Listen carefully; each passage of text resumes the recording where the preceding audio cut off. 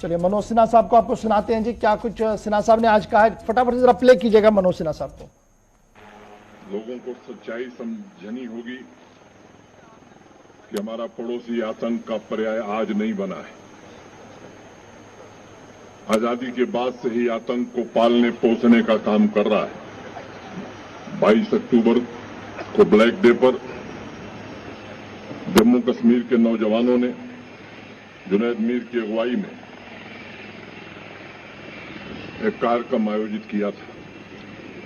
मैंने भी उस कार्यक्रम में शिरकत की थी, तो मैंने एक बात कही थी कि नई पीढ़ी को बताने की जरूरत है कि विश्व में आतंक के सबसे बड़े रहनुमा हमारे पड़ोसी मुल्क ने सिर्फ 99 के कारगिल आक्रमण में ही नहीं झूठ बोला, बल्कि 75 साल से झूठ बोलता चला रहा है और निर्दोष लोगों की हत्या में शामिल रहा है। मुझे याद है कुछ पुराने दस्तावेज मैंने पढ़े हैं और आज ही के दिन 1947 में दिन के 3 बजे दिल्ली को मैसेज भेजा गया था कि बारामूला में पाकिस्तानी आतंकियों ने तबाही मचा रखी है। लोगों के घर, अस्पताल और चर्च जला दिए गए और सभी डॉक्टर्स, नर्सेस को मौत के घाट उतार दिया गया। अभी हमने साक्षात अपनी आंखों से सब देखा है। बारामूला की सड़कों पर उस दिन सिर्फ आतंक था, चारों तरफ बिखरी लाशें थीं। सभी धर्मों के लोग, चाहे वो हिंदू हो, मुसलमान हो, सिख हो, ईसाई हो, जो भी थोड़े बहुत जिंदा बच गए थे, उन्होंने घर द्वार छोड़कर पहाड़ों में शरण ली थी। और इसलिए सालों से फैलाई जा रही भ्रांतियों को तोड़ना तथा पड़ोसी मुल्क और उसके मुट्ठी भर स्लीपर सेल के मुंह से नकाब उतारना आज जरूरी हो गया है। आज के दिन मैं बारामूला के बहादुर नौजवान मकबूल शेरवानी और परमवीर चक्र विजेता मेजर सोमनाथ शर्मा की पुण्य स्मृति को भी प्रणाम करता हूं। मैं महावीर चक्र विजेता लेफ्टिनेंट कर्नल राय को भी सत सत नमन करता हूं। अगर 27 तारीख की रात को उन्हें सिर में गोली नहीं लगती तो सैकड़ों पाकिस्तानी आतंकियों को उन्होंने मौत के घाट उतार दिया। चिनार कोर के साथियों को मैं 3 नवंबर की एक छोटी सी कहानी बताना चाहूंगा जो मैंने दस्तावेजों में पढ़ी है। 700 पाकिस्तानी आतंकियों ने श्रीनगर एयरपोर्ट पर कब्जा करने के उद्देश्य से 2 बजे दोपहर में आक्रमण किया था, लेकिन मेजर सोमनाथ शर्मा और उनकी टुकड़ी ने बहादुरी से सामना किया और उनके नापाक मंसूबों को कामयाब नहीं होने दिया। मुझे आश्चर्य है कि दास्तां क्यों नहीं जन जन तक पहुंचाई गई, क्यों नहीं अवाम को पाकिस्तान की काली करतूतों के बारे में बताया गया, क्यों नहीं मेजर सोमनाथ शर्मा, मकबूल शेरवानी, ब्रिगेडियर राजेंद्र सिंह और लेफ्टिनेंट कर्नल राय की कहानियां अभी तक स्कूलों में बच्चों को नहीं पढ़ाई जा रही। और आज हम कहना चाहते हैं कि अब कहानियां अगले साल से जम्मू कश्मीर के सिलेबस में पढ़ाई जाएंगी। जम्मू कश्मीर का हर एक नागरिक हमारे दिल का, हमारे शरीर का अटूट हिस्सा है। मानवता के सबसे बड़े दुश्मन ने हमेशा आतंकवाद को विश्व भर फैलाने का काम किया है और कोई भी सभ्य समाज ऐसा नहीं है जिसको तहस नहस करने की कोशिश नहीं की है। अभी भी नापाक कोशिशें चल रही हैं और ऐसे में आप सभी को देश के सम्मान, अखंडता और जम्मू कश्मीर के हर एक नागरिक की रक्षा के लिए हमेशा चौकन्ना रहना। चलिए जी, लेफ्टिनेंट गवर्नर साहब माजी की बातों को याद करते हुए मुस्तकबिल के अंदर किस तरीके से टेक्स्ट बुक्स के अंदर किन लोगों को पढ़ाया जाएगा उस हवाले से बात कर रहे थे, लेकिन बात जरा एडमिनिस्ट्रेटिव डिसीजंस की भी करते हैं। और सबसे पहले बात करते हैं सरकार के उस फैसले की जिसे दरबार मुंह कहा जाता है। और दरबार मुंह को लेकर जहां सरकार ने पहले ही दरबार मुंह को खत्म करने का ऐलान कर दिया था, श्रीनगर और जम्मू के अंदर इलाहिदा तौर पर सिविल सेक्रेटरीट को कायम करने की बात रखी थी और पिछले कई महीनों से लगातार यह सिस्टम चल रहा था, लेकिन अचानक से सरकार का एक और हुक्मनामा भी सामने आया है। और यह हुक्मनामा सामने आने के बाद तकरीबन 180 से ज्यादा एम्प्लॉयज को जम्मू के लिए विंटर्स में जाने की इजाजत दे दी गई है और उन्हें कहा गया है कि वो जाएंगे। और उन्हें कहा गया है कि वो जाएंगे और बाकायदा तौर पर एडमिनिस्ट्रेटिव डिपार्टमेंट से ऑर्डर जारी हुआ है और ये ऑर्डर जारी होने के बाद सियासी पार्टियों ने लेफ्टिनेंट गवर्नर एडमिनिस्ट्रेशन पर संगीन सवालात उठाए हैं कि माजी की गलतियों को अब किस तरीके से इन ऑर्डर्स के जरिए छुपाने की कोशिशें की जा रही है। सबसे पहले श्रीनगर चलेंगे जहां से हिलाल आंजुरी मेरे साथ है। हिलाल, अपडेट कीजिएगा कि जब मैं इन डिपार्टमेंट्स की फहरिस्त को देखता हूं तो शायद ही कोई डिपार्टमेंट होगा जो इससे मुस्तस्ना रखा गया होगा। क्या ये दरबार मुंह के एंगल से देखा जाए या जो एक बड़ा निजाम चलाने की बातें की जा रही थी कि जम्मू और श्रीनगर के अंदर दोनों जगह पर एम्प्लॉयज बैक वक्त काम करेंगे जी, ऑनलाइन निजाम चलेगा, ई गवर्नेंस को मुतारफ करा गया, उसमें कहीं सुकुम आ गया जिसके बाद यह फैसला लिया गया? बिल्कुल गवर 186 कुछ अफसरान से लेकर जो ऑर्डरली तक काम कर रही हैं मुख्तलिफ डिपार्टमेंट्स में और कमोबेश हर किसी डिपार्टमेंट के साथ इनका ताल्लुक है और इनकी जो फहरिस्त है वो 186 के आसपास है। और इससे पहले जैसे कि आपने खुद भी कहा कि जम्मू कश्मीर इंतजामिया ने ई गवर्नेंस का कॉन्सेप्ट और उसके बाद उसमें यह भी कहा था कि उसमें बेहतरी आई है, तो इस वजह से जो कुछ भी काम जम्मू में होना होगा तो वो श्रीनगर से भी किया जा सकता है और जहां असिस्टेंस जम्मू से लेनी होगी तो वो यहां श्रीनगर के लिए भी दस्तयाब रहेगी। लेकिन जो फहरिस्त आज जारी की गई है ये बिल्कुल कॉन्ट्राडिक्ट है उस फैसले के, उस दावे के जो कहा गया था कि अब 200 करोड़ रुपए का जो खर्चा लगता है दरबार मुंह पर, तो उसके कॉन्ट्राडिक्ट है। और दूसरी बात, मुख्तलिफ सियासी जमातों ने यहां उस वक्त शोर भी मचाया था कि ये सही नहीं है और चूंकि उस वक्त उन्होंने दूसरा डायमेंशन इसका दिया था कि जो आइडियाज एक्सचेंज होते हैं जम्मू और कश्मीर के, तो एक ब्रिज है, तो उस पर भी उन्होंने चोट उस वक्त लगाई थी। लेकिन बात यह है कि जो सरकार ने कहा था कि ऑनलाइन या ई गवर्नेंस के जरिए, ई फैसिलिटी के जरिए हम दोनों इलाकों को जोड़ेंगे और काम हो जाएगा, आज का ये ऑर्डर उसके बिल्कुल कॉन्ट्राडिक्ट है। और ऐसा लग रहा है कि जो इस ऑर्डर में कहा गया है कि ये जो 186 लोग हैं उन्हें श्रीनगर में भी काम करना होगा और जम्मू एज वेल वहां पर भी काम करना होगा, यानी कहीं ना कहीं ऐसे लोगों की फिर कमी पड़ सकती है और यही वो लोग हैं जिन्हें करना होगा। यानी जिस वक्त ये जम्मू जाएंगे उस वक्त कश्मीर का काम रह जाएगा और जिस वक्त ये कश्मीर में होंगे उस वक्त ये जम्मू का काम रह जाएगा।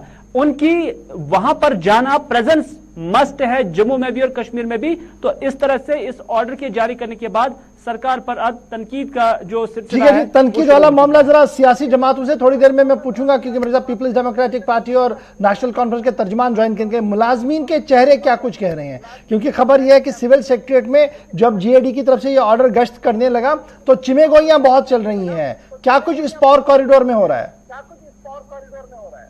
चिमेगोइयां इस तरह की है कि कंफ्यूजन है, क्योंकि सरकार क्या कुछ करती है ये मुलाजमीन को समझ में नहीं आता है और सिलेक्टिवली लोगों को जब लिया जाता है कि फलानी डिपार्टमेंट के डायरेक्टर को जाना है, दूसरे डिपार्टमेंट के सेक्रेटरी को जाना है, तीसरे डिपार्टमेंट के ऑर्डरली को जाना है, ये पिक एंड चूज करके जब लोगों को वहां पे लिया जा रहा है तो अब ये मुलाजमीन भी परेशान है कि उनकी बारी कब आ जाएगी। क्योंकि ऐसे मुलाजमीन को पता है कि जहां पर वैकेंसीज है या जहां पर खिला अभी भी है वहां पर इस तरह के ऑर्डर्स जो बिल्कुल कम वक्त में लिए जाते हैं, बगैर सोचे समझे लिए जाते हैं, तो उनका मानना है कि ये ज्यादा वक्त तक काम नहीं करते हैं, ये रिजल्ट ओरिएंटेड नहीं होते हैं। तो इस तरह की चीमागोइयां सिविल सेक्रेटेरिएट श्रीनगर या बाकी दफातर के अंदर देखा जा रहा है, क्योंकि उनका मानना है कि जो डिसीजन इससे पहले लिया है आज का डिसीजन बिल्कुल अच्छा बड़ा इंपॉर्टेंट है। ये टेक्निकल बात जो है इसमें ये तो नहीं कहा गया कि जनाब इन्हें दरबार मुंह में जाना है, क्योंकि वो वर्ड इसमें है नहीं। इसमें कहा गया कि अवेलेबिलिटी रखी है जी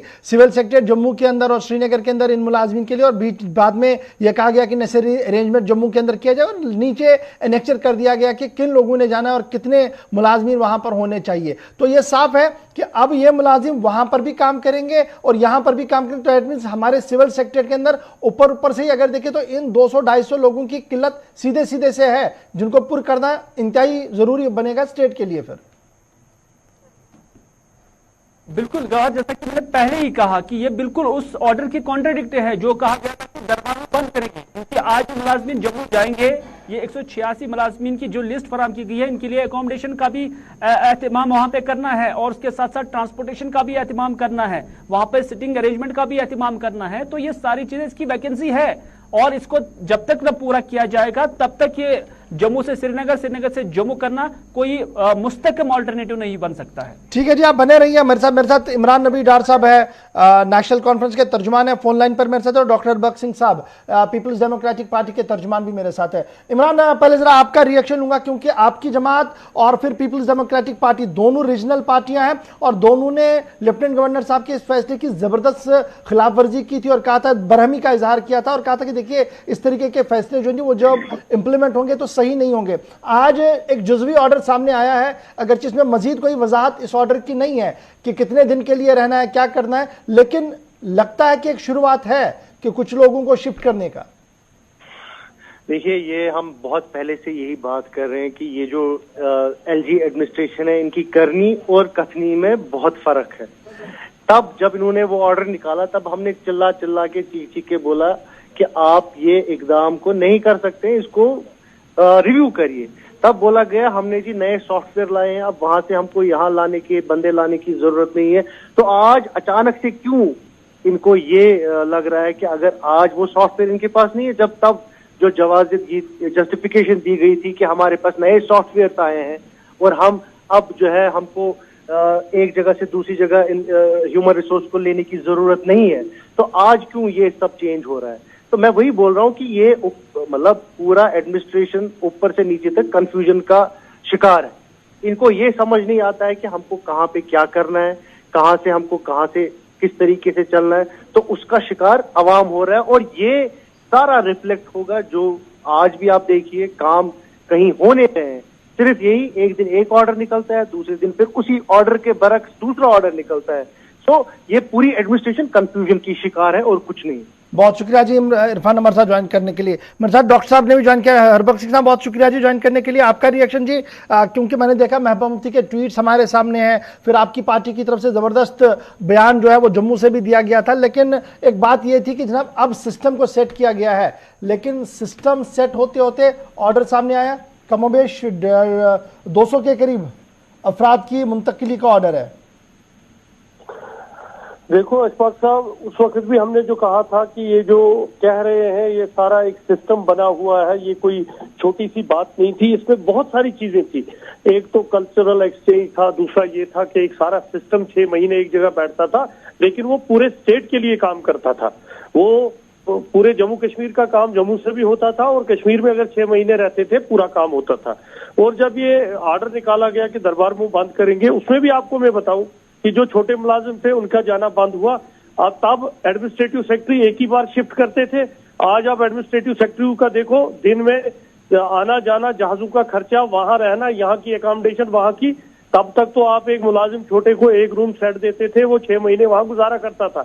आज आप देखिए जो मुलाजिमों को आप लेके जा रहे हैं, जैसे 200 को आप इनको टीआरसी में बिठाएंगे, इनका खर्चा कितना है, इनके आने जाने का खर्चा कितना है, ये सारी चीजें जो है ये इनका फेलियर बताती है कि एक सिस्टम को अब ये उस दरबार मुंह को जो फेल हो गया इनका, अब उसको ये दूसरा नाम दे के अवेलेबिलिटी का नाम दे रहे हैं। आप मुझे बताइए, अगर ये सारा ई सिस्टम इन्होंने किया है और उन्होंने कहा था कि हमने सेट कर दिया, हमने सबकी प्रेफरेंसें ले ली, जम्मू में किसको रहना है, कश्मीर में किसको रहना है, हमारा सिस्टम चल रहा है, तो 186 मुलाजिम को आज शिफ्ट कर रहे हो, उनको बायर लेके जा रहे हो या बाय रोड, जैसे भी उनका टीएडीए देना है, फिर उनको होटलों में बिठाना है क्योंकि उनकी फैमिलियां वहां नहीं है, उनके पास क्वार्टर नहीं है, वो क्वार्टर उनसे ले लिए गए हैं।